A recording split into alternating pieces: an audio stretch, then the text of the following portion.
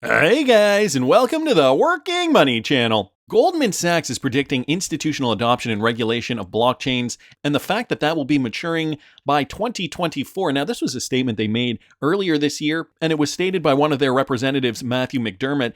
According to Matthew McDermott of Goldman Sachs, institutions will mature digital assets by scaling proprietary blockchains in 2024. McDermott thinks that traditional assets will be tokenized before more exotic ones, both of which will have settlement streamlined. He added that Bitcoin exchange-traded funds will grow gradually and add to Bitcoin's overall liquidity if they are approved in 2024, which we did see that they were. But also this fact that he mentions here that everything, more assets, traditional assets, will become tokenized before exotic ones. We're going to start to see more general, popular, I guess, traditional assets becoming tokenized. Well, guys, check this out from Fortune Crypto. Good Morning Crypto did post this originally, and I'm just going to read you guys the headline here. Goldman Sachs is now launching 3 tokenization products by the end of the year, says digital assets chief. So this guy, this company already knows what's in the hopper for, well, at least for their bank, Goldman Sachs, but probably for the banking industry at large in the United States. So is this a prediction by Goldman Sachs, or is this telegraphing what is to come down the pike next? I think they like to appear like they're intelligent, like they are, making a prediction and then, oh, look, the prediction came true. But, really, what is happening right now is a sea change. We're seeing a big shift in the financial system, and it's happening globally. It's not just happening in the United States. The United States is a big part of it, but guys, this is happening globally. If you didn't catch the video I did this morning, I will link it up here in the top right-hand corner, talking a little bit about the FOMO and how institutions, it was stated, institutions are going to quote-unquote FOMO, F-O-M-O, into the financial system once they see their competitors really kind of, take the bull by the horns and run with this. So it's going to be that flywheel effect, right? We start to see it move slowly, and then eventually we start to see more adoption, leveraging DLT technologies like RippleNet and different types of cryptocurrencies for these types of transactions. So Goldman Sachs, just the latest here in, this was from a few months ago, but as you guys can see now, they're launching 3 tokenization products by the end of the year. So all signs pointing to, they were right. On top of that, guys, did you happen to see this? XRP VRA posted this. Charles Payne, of Fox Business, coming out on his show, speaking of Jassara Nassara, the biggest wealth transfer in history. Well, he was kind of saying it in a different way. I'm going to play you guys this clip. Listen to this. Unbreakable Investor. Here's your host, Charles Payne.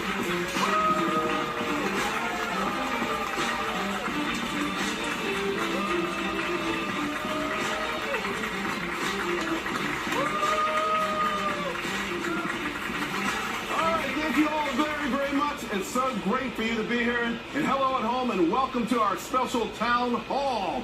This is going to be an absolute amazing show. We've been working on it. We've been trying to prepare everyone out there.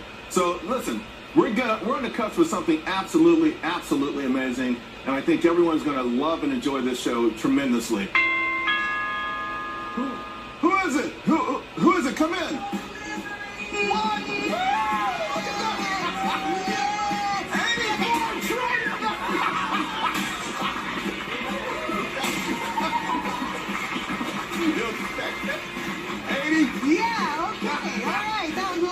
$84 trillion. Yes. From the baby boomers.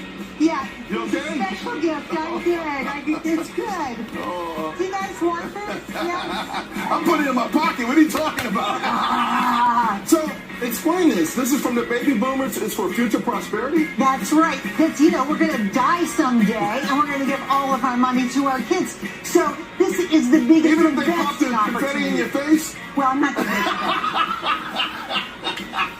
All right, so this is absolutely amazing. This has never happened before in American history. Folks, $84 trillion. Think about that for a moment. It's never happened before, and it sounds like it's going to be absolutely amazing. But you know what? You ever read these stories about people who win the lottery and a couple of years later, right? It is a once-in-a-lifetime opportunity. And listen, it is going to change everyone's life. They're making it sound like it is a bit of a lottery here, although I guess for one generation it could be. The bigger point, though, is that this wealth transfer is, it's looking very different in different countries. A lot of these WEF captured governments that are in power in certain countries today are looking to tax the heck out of the next generation. Well, out of everybody, really. But, they're tackling, as an example, they're tackling capital gains. They're eyeing, transfer gifts of, certain amounts of money or over. They don't want us to be rich.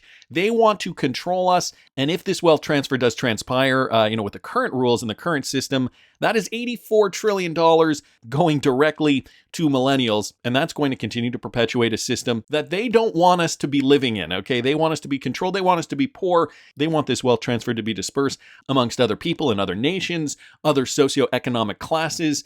And, for those who worked for it, they are saying, now that's not fair at all. So enter this new financial system. Now, this is just one part of this, the new financial system, which is going to be run by Ripple, Stellar, and maybe a handful of others. This is one part of this. This is the efficiency part that is going to get dollars moved cross borders more efficiently, more effectively, so that these kinds of transitions can happen more seamlessly. But not only that, also so that they can track where money is going. So it's a bit of a double-edged sword. For us as XRP holders, we should think to ourselves, okay, at least we hold the cryptocurrency that is going to be the lubricant for this new financial system. At least we've got that going for us. Everything is falling into place. Interestingly, Ripple has already been recognized by the World Gold Council to launch a stablecoin on the XRP ledger by Q3 of 2024. And so we're entering that point now. This is a major step in integrating physical gold and other commodities into the digital economy using XRP. And so this is just another headline here brought to us by Black Swan capitalist Versan. A digital drive to reform the $11 trillion global gold market. The World Gold Council has a plan to make trading more liquid, starting with the $500 billion in gold bars beneath London. Critics say, though, it'll be met with stiff resistance. So they're looking to tokenize gold. This is just, one of those things that Versan points out. At least the World Gold Council is looking to leverage the XRP ledger. So tokenizing gold, moving $500 billion in gold, that is just the quantity beneath London, and that is just the beginning. But guys, if you think about where this is going, I think it's very clear that eventually everything will be tokenized on, a handful of blockchains moving forward. So wanted to thank Black Swan Capitalist there, of course, XRP, VRA, and Smoke there for their tweets. Now, this one here originally tweeted out by Michael Branch. And Ripple here also promoting themselves. We're honored to be recognized by CNBC as one of the top fintech companies in 2024. So I wanted to bring up their website here, but it looks like, I don't know, there's some glitch in the code. Nevertheless, the company Ripple, where are they down here? I don't know. It's not really done up as well as I'm sure they wanted it to look. Nevertheless, I think I'm going to just read it from this article here. Ripple appears among the top 250 fintech companies. Based on CNBC and German statistics portal Statista, Ripple has landed on the list of the leading digital asset companies alongside such names as cryptocurrency exchanges like Coinbase, NFT marketplace OpenSea, blockchain sleuth, Chainalysis hardware, wallet producer Legser, as well as other companies. The company, which is primarily known for its association with the XRP cryptocurrency, says that it is honored by the recent recognition. Thank you to all our employees, customers, and supporters on the journey with us, Ripple said. Overall, the jointly compiled list included 250 fintech companies across 8 categories. These categories include payments, digital assets, financial planning, neobanking, business process solutions, wealth technology, alternate finance, and banking solutions. Notably, the payments section is in the lead with a 24% share of the total number of companies. The United States is in the lead by number of fintech companies as well. So 161 companies are located in the United States. Of course, this is an American poll, so to have more fintech companies in the United States, based in the United States, I think does bode well for the optics. The UK is in a distant second place. Singapore, Germany, and Canada are also among the leading countries when it comes to the fintech sector. The companies were picked based on general and specific key performance indicators. Unsurprisingly, artificial intelligence has emerged as one of the key themes of 2024 after the rapid proliferation of generative artificial intelligence in 2024. And, recently we have been hearing about the XRP ledger adopting more AI protocols. So it is interesting. Ripple has maintained their status here. I know over the past several years, we've also noticed Ripple on these lists of most important fintech companies around the world. I mean, would you even question that comment considering how many partnerships they do have? Just with central banks and some of the top tier banks alone, it only makes sense that Ripple does make the list. Anyway, I wanted to thank Michael for posting that. Rob Cunningham posted this clip, guys, on Twitter. An interview with Smoke, 100 times more value will be moved every single day by XRP and XLM. This is basically an interview clip, and I think it is important to understand, the sheer quantity of wealth that is being transferred, and why companies like Ripple and Stellar are more important in some ways than companies like Microsoft and Apple and Amazon. I'm going to play you guys this clip. Listen to this. Smoke, I've also tried to put my head around the fact that, the original internet was about voice and data. This is about value. Do you have a rough estimate of how much larger the world of value is versus the first 25 plus years of the internet, where it was basically just video and voice and data? Honestly, it's really interesting that we're even discussing this, because an institutional webinar that I was just watching within the last few days was discussing this exact topic, how they decide to invest in blockchain unicorns, and what is their rationale and thesis behind investing in unicorns like Ripple and other companies of that sort. And they mentioned Ripple specifically. And the one distinction that he made, which still I still think about, is that Microsoft, Apple, Amazon, they provide like entertainment, content, streaming services.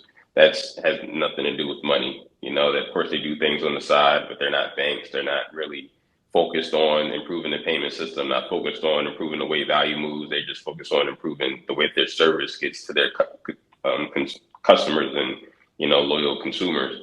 But when we talk about companies like Ripple and Stellar that are focusing on more important, more serious use case like payments, like moving value, like tokenization, when you compare that to the most valuable companies in the world, like Microsoft at $3 trillion or Apple at $2 trillion in market cap, those are the most valuable companies in the world. We don't know of any other company more valuable than those companies.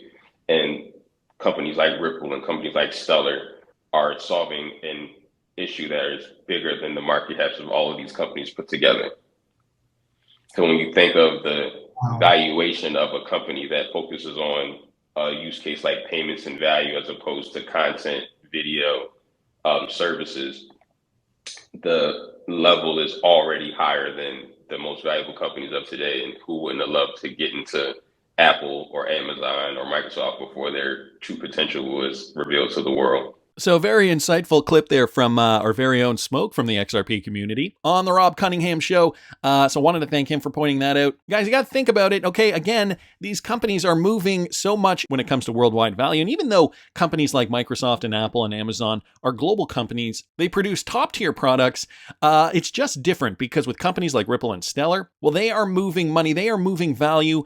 And then you can extend that to the tokenization of things like gold or other, valuable assets, as mentioned earlier here by Versan, for example, moving gold, and the fact that the World Gold Council is also working with Ripple to launch a stablecoin by Q3 of this year. This, in a sense, is even more important and will be larger than these biggest companies that are traded on the NASDAQ. So very interesting perspective here. Wanted to thank Rob and, of course, Smoke for his 2 cents. Judy Shelton was recently interviewed on Squawk Box. Here's a quote. "It's kind of crazy to have the Fed enforcing what has been this restrictive policy rate in the face of expansive fiscal deficit spending." Listen to this. If Republicans are going to say, look, the reason Joe Biden has added more jobs, or more jobs have been added under him than anyone else, is because of the bounce back from COVID, shouldn't Republicans also admit that a lot of the inflation that has caused real wages not to rise overall, that was out of Biden's control, too? It may not necessarily have been all the fiscal spending. It might have been that supply chain disruptions from COVID were why we've had the tough inflation for the first 2 or 3 years. No, I would disagree with that analysis. I think it was a V-shaped recovery. I think we were well on our way to getting back to pre-COVID conditions. And then I think the piling on, the fiscal recklessness that continues, that is what caused the inflation. And for the Fed to go along with it, I think that's a real problem. I mean, it's kind of crazy to have the Fed enforcing what has been this restrictive policy rate in the face of expansive fiscal deficit spending. No, I do blame it on the Biden administration. And I think it is condescending to say, well, you should be feeling good about this economy. I think that the wages have been very slow to catch up to inflation. And so it's been a net loss for people in terms of their purchasing power, and they're feeling it, and they have a right to feel it. I think you can only gaslight people for so long before they turn around and say, F you, buddy. But yeah, people are feeling it in their pocketbooks, I think, first and foremost. When it's difficult to pay for your A, rent, and B, your groceries, that's what's going to change a lot of people's minds very, very quickly when it comes to who are they going to decide to vote for in this coming election. And so I continue to maintain, I think come November, it's going to be a really, really interesting election. Very exciting to see what happens. This is breaking too, guys, from Subjective Views. Representative Wiley Nickel has asked Jerome Powell about his commitment to the stablecoin bill. Listen to this. But this committee has done some good bipartisan work on the digital assets market structure bill and stablecoins. It's a place where I have hope that we're going to see some action in this Congress. I know you and I have privately spoken about stablecoins, and here in the House, in a bipartisan way, we've been working diligently to pass a bill to regulate payment stablecoins. This committee voted in favor of the legislation in a bipartisan way last year, and there have been numerous calls from this committee to you and to the Fed asking that you prioritize working with Congress to help push this legislation forward. We've enjoyed our conversations with staff as well.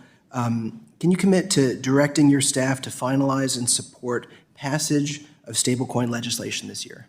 So we've been, really pleased to take part in this process, and very much appreciate being included in it, and we'll stay with it.